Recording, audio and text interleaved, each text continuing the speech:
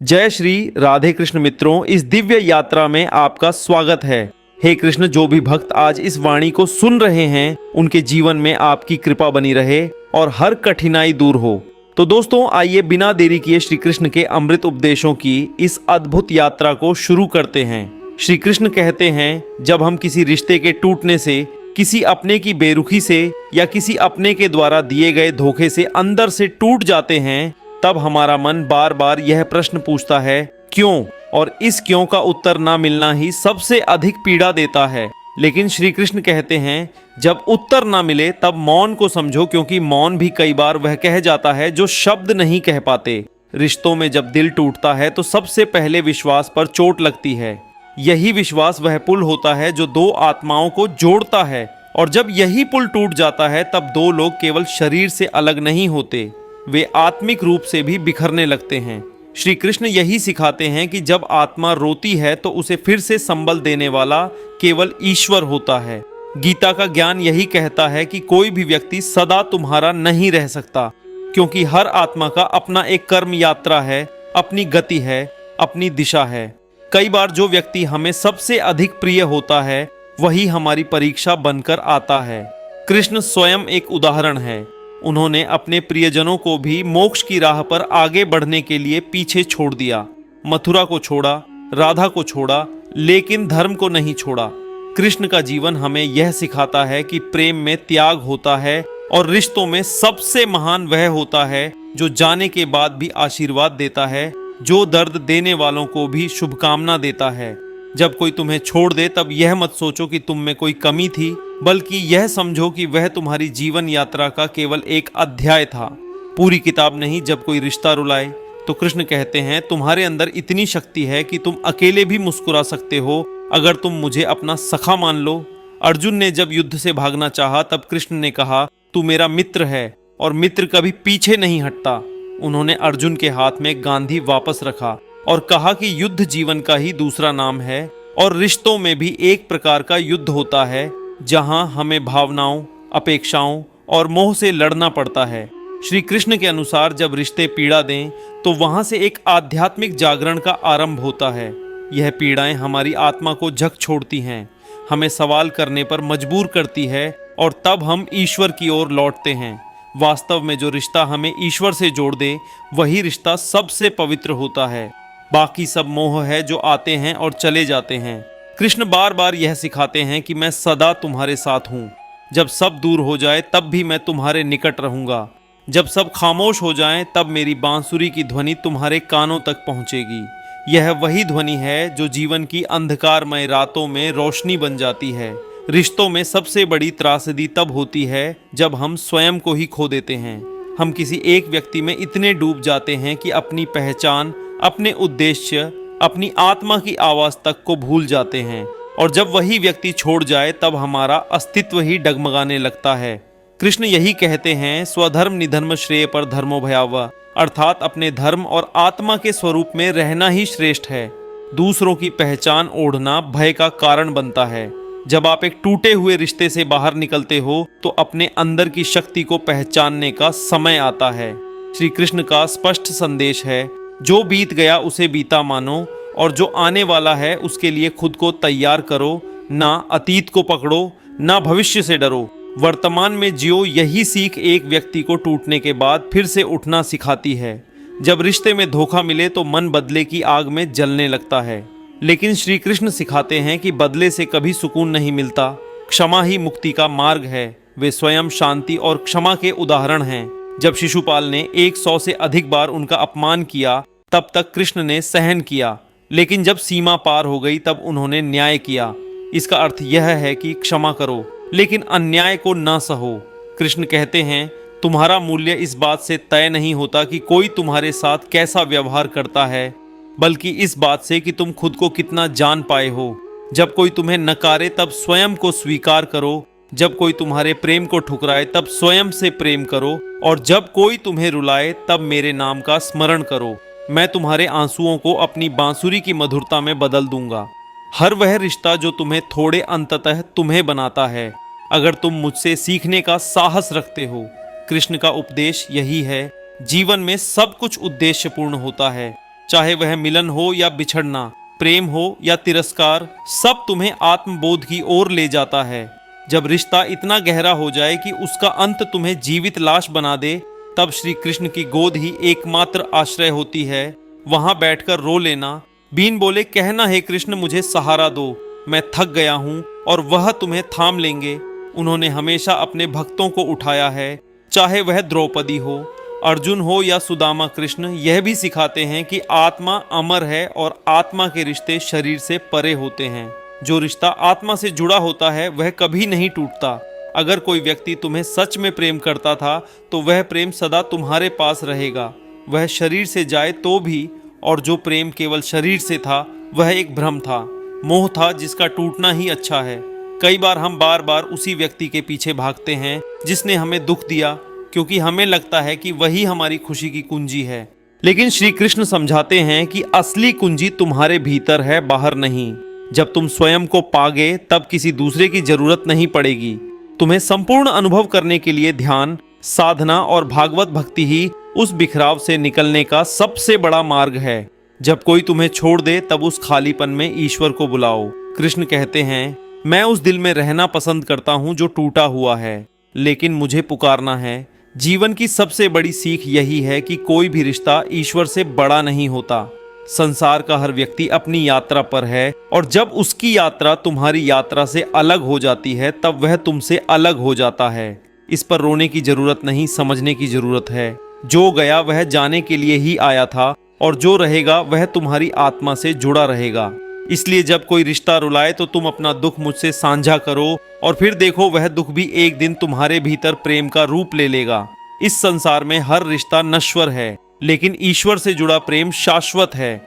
जब तुम कृष्ण को अपनाते हो तब तुम कभी अकेले नहीं होते। जब दुनिया की सच्चाई और छल तुम्हें तोड़ दें, तब श्री कृष्ण की वाणी तुम्हें फिर से जोड़ती है। जो भी आज तुम्हें छोड़ रहा है वह कल तुम्हारे जीवन के लिए बाधा बन सकता था, इसीलिए कृष्ण ने उसे समय से पहले हटा दिया।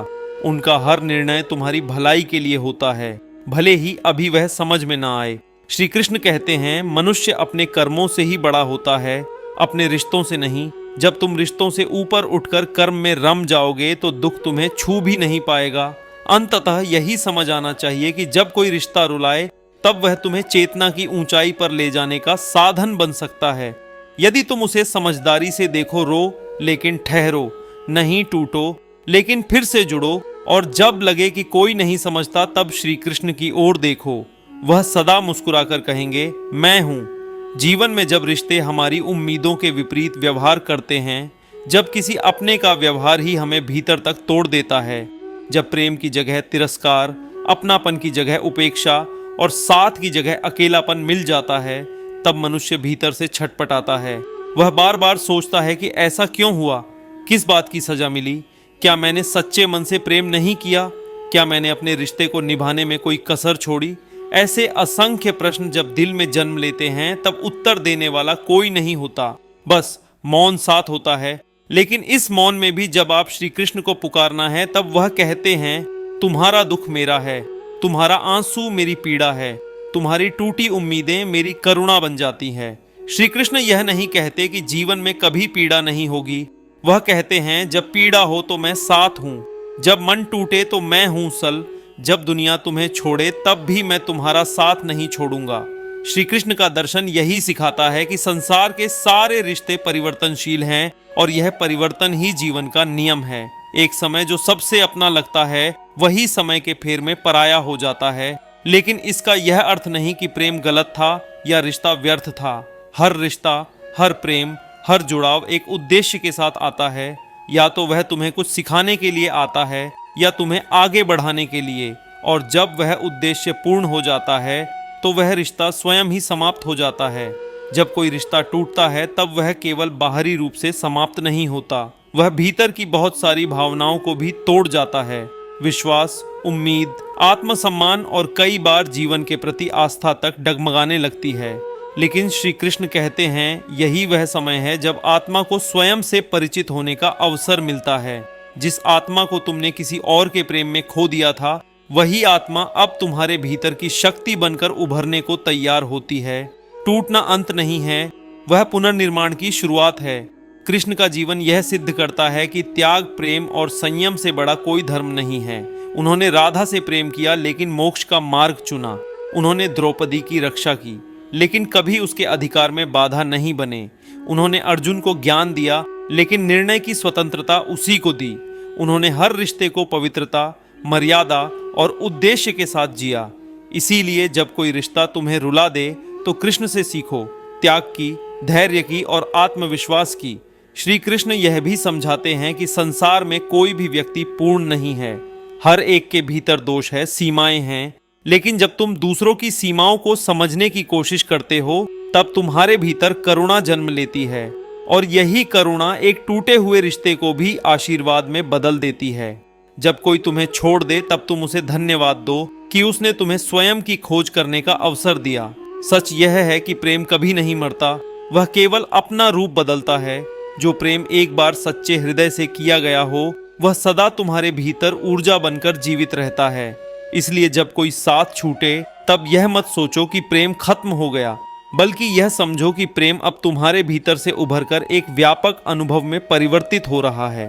अब वह प्रेम केवल एक व्यक्ति के लिए नहीं है, वह ईश्वर के लिए है, सृष्टि के लिए है और अंततः स्वयं के लिए है। श्री कृष्ण कहते हैं, मैं तुम्हारे सबसे कठिन समय में तुम्हारे सबसे निकट होता हूँ।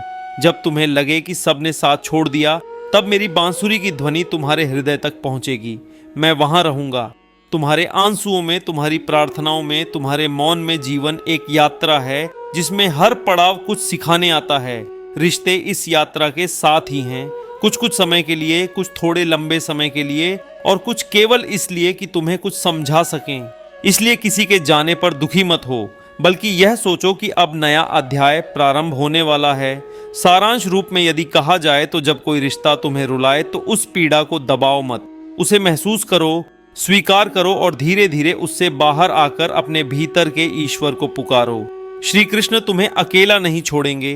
वह तुम्हारे हर आंसू को सुनते हैं, हर पीड़ा को समझते हैं और हर टूटी उम्मीद को प्रेम से भर देते हैं। वह तुम्हें फिर से खड़ा करना जानते हैं, मुस्कुराना सिखाना जानते हैं और यह समझाना जानते हैं कि जो गया वह केवल समय का एक भाग था, लेकिन जो तुम्हारे साथ रहेगा वह है तुम्हारा आत्मबल, तुम्हारा प्रेम और तुम्हारा कृष्ण। जब कोई रिश्ता रुलाए तो श्री कृष्ण की वाणी को याद रखो, जो चला गया वह संयोग था, जो मिला वह प्रारब्ध था, लेकिन जो रह गया वही आत्मा का सत्य है। और मैं तुम्हारे भीतर उसी सत्य में हूँ। जब हम अकेले रहना सीखते हैं तो हम अपने भीतर की असली पहचान को खोज पाते हैं, आत्मविश्वास और शांति प्राप्त करते हैं। यह अकेलापन ही हमें जीवन की सच्ची समझ और स्थायित्व प्रदान करता है, जिससे हमारी वैल्यू अपने आप बढ़ जाती है। अकेले जीना सीखो, वैल्यू तभी बढ़ेगी। अकेलापन एक ऐसा विषय है जिसे अक्सर लोग नकारात्मक दृष्टिकोण से देखते हैं। समाज ने हमें सिखाया है कि अकेलापन दुखद होता है, कि अकेले रहना एक समस्या है जिसे हल किया जाना चाहिए, परंतु सच्चाई इससे कहीं अलग है। अकेले जीना सीखो, वैल्यू तभी बढ़ेगी। यह वाक्य न केवल गहरा है बल्कि जीवन के अनेक पहलुओं को उजागर करता है। यह समझना बहुत जरूरी है कि अकेले रहना नकारात्मक नहीं बल्कि एक अवसर है आत्मनिर्माण का, आत्मज्ञान का और आत्मनिर्भरता का। जब व्यक्ति अकेला होता है तो उसके पास स्वयं से जुड़ने का, अपनी कमजोरियों और ताकतों को पहचानने का अवसर होता है। अकेले रहना कोई कमजोरी नहीं बल्कि एक महान कला है जिसे सीखना हर किसी के बस की बात नहीं होती। अधिकतर लोग दूसरों पर निर्भर रहना पसंद करते हैं, भावनात्मक रूप से, मानसिक रूप से और कई बार भौतिक रूप से भी। पर जब एक व्यक्ति अपने जीवन में यह समझ जाता है कि किसी और की आवश्यकता नहीं है उसकी पहचान को परिभाषित करने के लिए, तब उसकी असली वैल्यू बढ़ती है। जब हम अकेले होते हैं तो हम अपने आप से बातें करते हैं, अपने भीतर झांकते हैं, अपने अतीत को, वर्तमान को और भविष्य को समझने की कोशिश करते हैं। यह आत्मचिंतन हमें जीवन के उन पहलुओं से परिचित कराता है जो शायद भीड़ में रहकर कभी स्पष्ट नहीं होते। इस दुनिया में हर महान व्यक्ति किसी न किसी समय पर अकेलापन से गुजरा है, चाहे वह गौतम बुद्ध हो जिन्होंने संसार छोड़कर जंगलों की ओर रुख किया, या स्वामी विवेकानंद जिन्होंने अकेले ही भारत का नाम विश्व में रोशन किया, या फिर महात्मा गांधी जिन्होंने अपने सिद्धांतों के लिए लंबा संघर्ष अकेले ही शुरू किया था। इन सब का जीवन इस बात का प्रमाण है कि अकेलापन कोई अभिशाप नहीं बल्कि एक साधना है। अकेले रहने का सबसे बड़ा लाभ यह है कि आप स्वतंत्र हो जाते हैं। जब आप किसी पर निर्भर नहीं रहते तब आप अपने निर्णय स्वयं लेते हैं। आपके जीवन की दिशा और दशा आपके हाथ में होती है। आप अपने समय के स्वामी होते हैं और आपको किसी को उत्तर देने की आवश्यकता नहीं होती। यह स्वतंत्रता एक अनोखी शक्ति देती है जिससे आत्मविश्वास बढ़ता है और निर्णय लेने की क्षमता मजबूत होती है। अकेले रहने से आपको यह समझ में आता है कि सच्ची खुशी और सच्चा सुकून आपके अंदर ही है। जब आप अकेले होते हैं तब आप बाहरी चीजों में खुशी ढूंढना बंद कर देते हैं और अपने अंदर झांकते हैं। यही वह क्षण होता है जब आप अपने जीवन के उद्देश्य को समझने लगते हैं। अकेलापन में ही व्यक्ति को सबसे अधिक आत्मज्ञान होता है। जीवन के शोरगुल में, भीड़ की चहल पहल में इंसान स्वयं को भूल जाता है, लेकिन जब वह अकेला होता है तब उसे अपनी आत्मा की आवाज सुनाई देती है। यह आवाज उसे उसकी असली पहचान की ओर ले जाती है। यह भी ध्यान देने योग्य बात है कि जब आप अकेले होते हैं तब दुनिया आपको गंभीरता से लेने लगती है। जब लोग देखते हैं कि आप किसी के सहारे के बिना भी मजबूत और स्थिर हैं, तब वे आपको सम्मान देने लगते हैं। आपकी वैल्यू तब बढ़ती है जब आप यह दिखा देते हैं कि आप स्वयं में पूर्ण हैं। मित्रों, मुझे विश्वास है कि इस वीडियो से आपने बहुत कुछ सीखा होगा। अगर आपको यह वीडियो पसंद आया हो तो कृपया इसे लाइक करें और अपने दोस्तों के साथ शेयर करें। राधे राधे शेयर करें। कमेंट में जय श्री राधे कृष्ण लिखना ना भूलें। ऐसे ही और ज्ञानवर्धक वीडियो देखने के लिए हमारे चैनल को सब्सक्राइब करें और घंटी का बटन भी दबाएं। अंत तक वीडियो को देखने के लिए आपका बहुत बहुत धन्यवाद। जय श्री राधे कृष्ण।